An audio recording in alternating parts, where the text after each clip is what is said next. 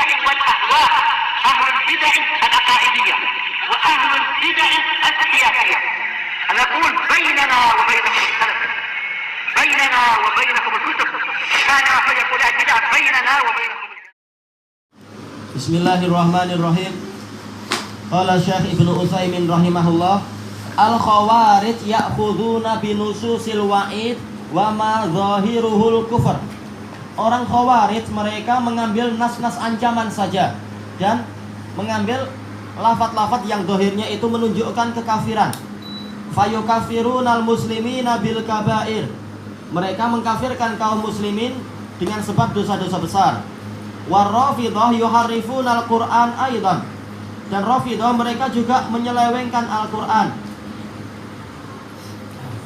Dan mereka juga mengkafirkan kaum muslimin sebagaimana dinukilkan oleh siapa itu? Syekh siapa yang Al-Musawi itu di dalam kitab beliau itu. Bahwasanya apa? Bahwasanya Khomeini mengatakan apa? Yang selain kelompok kita semua adalah kafir. Mereka adalah apa? Mereka selain Ahlul Bait yang mengikuti akidah kita, maka mereka semua adalah kafir dan mereka telah keluar dari Islam. Ini terbalik-balik. Siapa yang Islam, siapa yang bukan Islam sebenarnya? Padahal mereka yang Islamnya betul-betul jauh. Bahkan si Khomeini sendiri mengatakan, karena memang ini Syekh Al-Musawi ini adalah memang teman dekatnya. Dia sendiri berfatwa bahwasanya apa? Si Khomeini tadi mengatakan bahwasanya kaum muslimin yaitu jumhur mereka itu dikatakan jumhur adalah yang tidak sama dengan akidah orang-orang Syiah Rafidah tadi, Isna Asy'ariyah itu. Mereka semua adalah kafir dan mereka semua tidak beriman kepada Allah sedikit pun, dan tidak mungkin kita bersatu dengan mereka dari sisi sesembahan, dari sisi malaikat, dari sisi kitab suci dan dari sisi nabinya. Kita nggak akan pernah sama dengan mereka. Jadi Tuhannya memang sudah tidak sama. Ini adalah fatwa mereka sendiri. Jadi memang Rafidah sendiri mengkafirkan kaum muslimin. Makanya ketika saurah mereka berjaya, saurah Khomeini itu berhasil meruntuhkan pemerintahan kalau di surat kabar ditulis namanya adalah Reza Pahlavi, tapi kalau yang ditulis oleh Syekh Al-Musawi adalah Ridha Al-Bahlawi, itu bahasa aslinya. Nah, mereka langsung berkata si Khomeini setelah menyambut para tamu, lalu menyambut Syekh ini secara khusus, teman dekatnya itu, mengatakan, wahai Syekh, kalau nggak salah siapa namanya itu, Ibrahim Al-Musawi, lupa. Wahai Syekh, sekarang tiba saatnya untuk kita menumpahkan darah para nawasib. Tiba saatnya untuk kita mengambil perempuan-perempuan mereka sesuka kita. Ini sudah niat yang sangat busuk. Dan sudah saatnya untuk untuk kita mensucikan dunia ini dari mereka. Padahal siapa yang suci, siapa yang najis.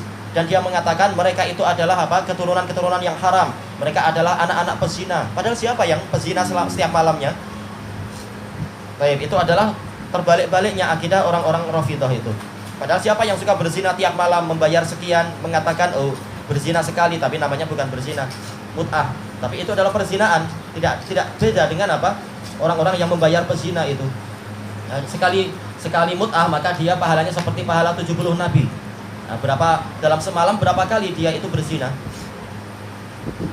Setelah itu mengatakan kita adalah kaum yang athhar, kelompok-kelompok yang suci. Sementara orang-orang itu adalah anak zina, kata mereka. Jadi Rafidah sendiri mereka menyelewengkan ayat dan mengkafirkan kaum muslimin. Wa yaquluna fi qoulihi ta'ala marajal bahraini yaltaqiyan al-muradu bidzalika Ali wa Fatimah. Mereka berkata tentang firman Allah, yaitu Allah lah yang memisahkan antara kedua lautan, lalu kedua lautan itu berjumpa. Yang dimaksudkan di sini adalah Ali dan Fatimah. Dari mana itu Ali dan Fatimah adalah dua lautan? Wa yaqulun wasyajaratul mal'unatu fil Qur'an, dan pokok yang terkutuk dalam Al-Qur'an al-muradu biha Banu Umayyah. Maksudnya adalah Bani Umayyah. Dapat dari mana semacam ini? Pokok yang terkutuk adalah Bani Umayyah, padahal jelas maksudnya adalah pokok zakum. Walahum tafasiru gharibah, mereka punya tafsir-tafsir yang aneh memang, wal iyadu billah, mungkaroh, yang sangat mungkar. Fahum yuharrifuna al-kalima an mawadih, mereka menyelewengkan kalam dari tempat-tempatnya, dan penduduknya, pengikut mereka memang sangat bodoh, begitu mudahnya ditipu. mengatakan bahwasanya apa? Kalau orang-orang awam mereka lahirnya adalah dari kemaluan perempuan, tapi kalau kami para ahli bait lahirnya adalah dari paha perempuan. Nggak tahu dari pori-pori yang mana itu. Padahal mereka lihat dalam kehidupan sehari-hari, Sayyid mereka lahirnya lewat mana itu. Jelas para susternya tahu, para dokternya tahu, nggak ada dari paha juga. Tapi ternyata apa? Pengikutnya tetap mengakui saja dan ikut tentang ucapan mereka, mengikuti dan menaati ucapan mereka. Tayyib, fi tafsiril ayat fi hukmiha ad-dal 'ala dzam.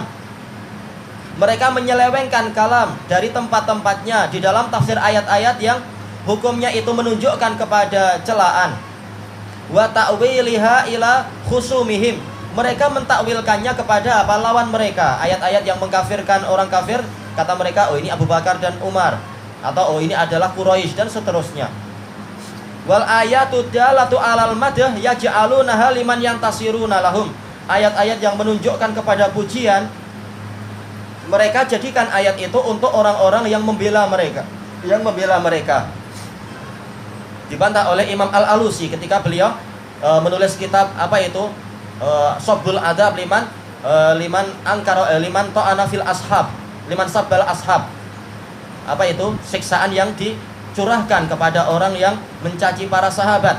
Beliau mengatakan ayat-ayat yang menjelaskan tentang pembelaan kepada Rasulullah pada waktu perang ini, waktu perang itu, di mana orang-orang Rafidhah? Enggak ada. Yang ada adalah para sahabat. Mereka yang mencurahkan segalanya untuk menolong Rasulullah dalam perang Tabuk, dalam perang Ahzab, dalam perang Badar, perang Uhud dan seterusnya. Rafidhah waktu itu tidak ada. Bagaimana mereka justru mencela para sahabat?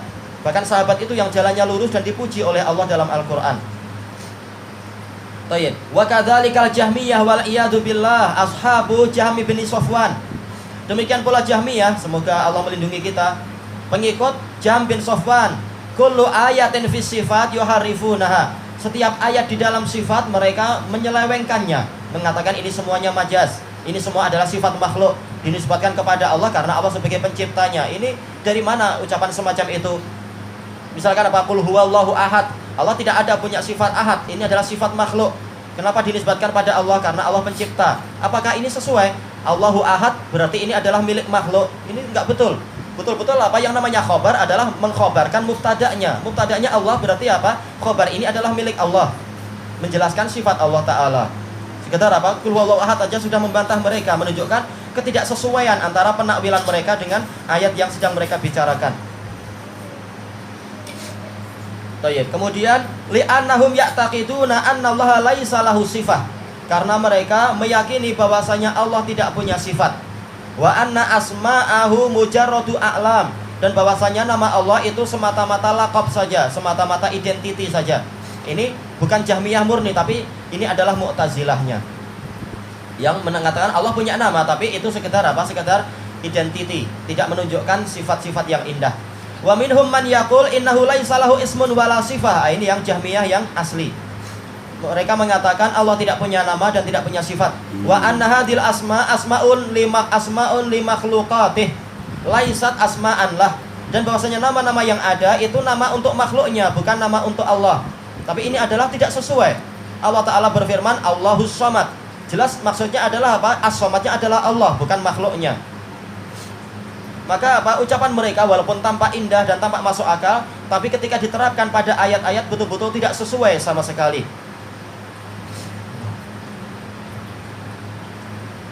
Kemudian wa ala kulli hal, secara kesimpulannya, alhamdulillah qad hadallahu alladhina amanu limakhtalafu fihi minal haqqi bi'idnih.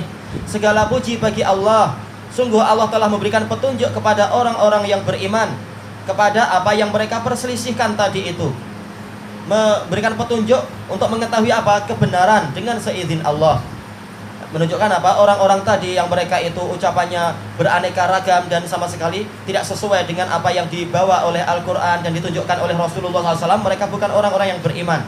Bukan harus dikafirkan, tapi apa? Keimanannya rusak sesuai dengan kadarnya. Wa ammal Mu'tazilah ashabu Wasil bin Atha wa Amr bin Ubaid. Mu'tazilah pengikut Wasil bin Atha dan juga yaitu Amr bin Ubaid. Amr bin Ubaid punya adik, adiknya dinikahkan kepada Wasil bin Atha. Fahum kama qala Syekhul Islam Ibnu Taimiyah min a'dhamin nasi kalaman wa jidalan. Mereka sebagaimana yang disebutkan oleh Syekhul Islam, orang yang paling banyak ucapannya dan paling banyak perdebatannya. Li'annahum daiman yarji'una ilal aql. Karena mereka terus-menerus kembalinya adalah kepada akal, padahal akalnya sangat lemah. Akal manusia itu seberapa? Tidak mampu memahami segalanya. Wala ya'ba'una bin nususi itlaqa.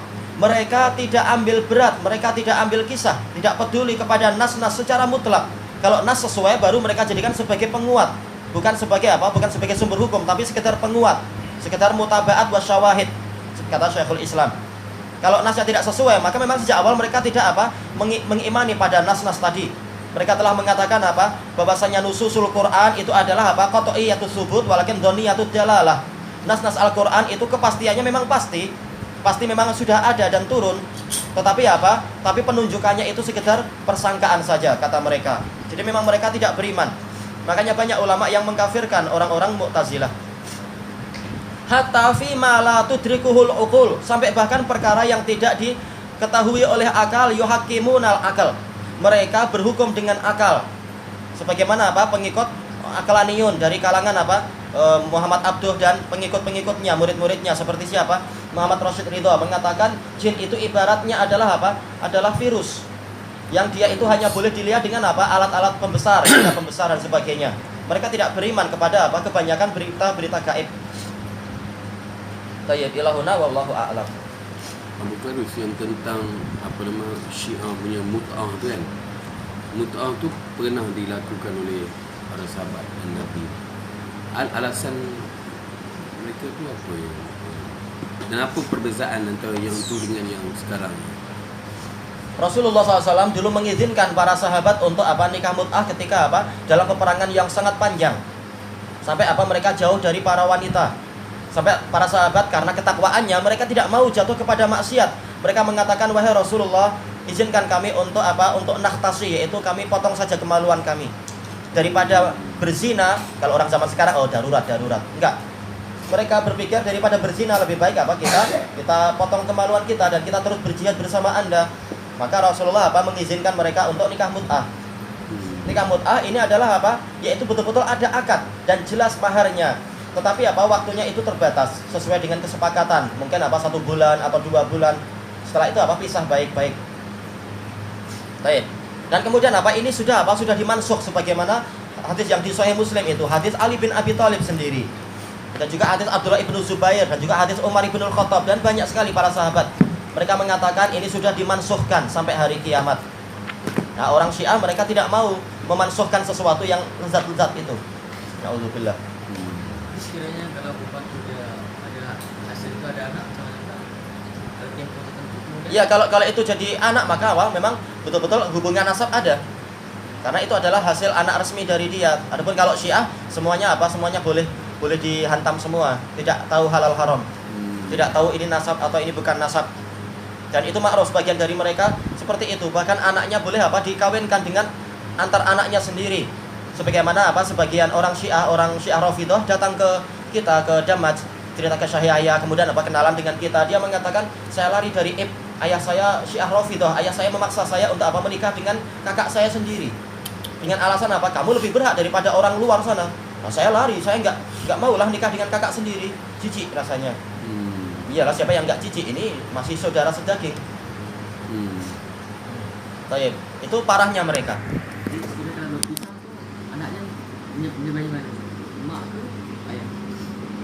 Kalau dia itu adalah resmi ya nisbat ke bapak, karena nikahnya adalah nikah resmi, bukan perzinaan.